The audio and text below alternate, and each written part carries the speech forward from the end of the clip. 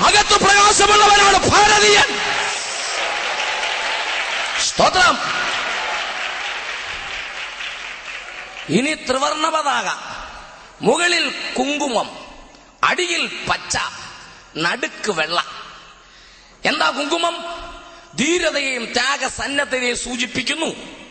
അടിക്കാനും ഇടിക്കാനും തല്ലാനും കുത്താനും കഴിവുള്ളവനാണ് മുകളിൽ കാണുന്ന ഈ കുങ്കുമം. ഈ താഴെ കാണുന്ന പച്ച അതല്ല, അത് സസ്യസമ്പൂർണമായ ഭാരതഭൂമിയുടെ ഐശ്വര്യത്തെ സൂചിപ്പിക്കും. എന്ന് പറഞ്ഞാൽ ഇത്തിരി കാശും പുത്തനും ഒക്കെ ഉള്ള ആൾക്കാരാ പച്ച. പിടി കിട്ടിയോ? പക്ഷെ നടുക്കത്തെ വെള്ളയുണ്ടല്ലോ, അത് നമ്മളാ.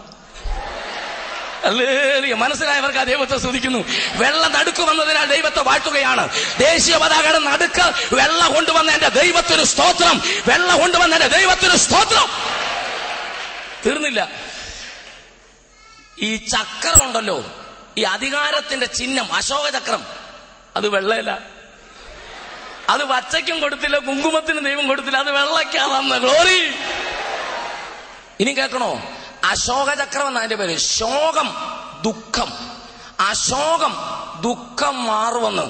അപ്പോൾ ദുഃഖം മാറണമെങ്കിൽ വെള്ള വരണം. നീ പച്ചയാണേലും വരണം, കുങ്കുമമാണേലും ദുഃഖം മാറണേ വെള്ള വരണം. ഹല്ലേലൂയ. മനസ്സിലായവർക്കായി ദൈവത്തെ സ്തുതിക്കുകയാണ്. അത് മനസ്സിലായവർക്കായി ഞാൻ ദൈവത്തെ വാഴ്ത്തുകയാണ്. ഇന്ന് രാത്രി നീ വെള്ളയിൽ വരണം. അതിന്റെ അർത്ഥം യേശുവിൽ വരണം. യേശുവിൽ വരാതെ നിനക്ക് പ്രകാശം കിട്ടുകയില്ല. Praise the Lord. ആമേൻ.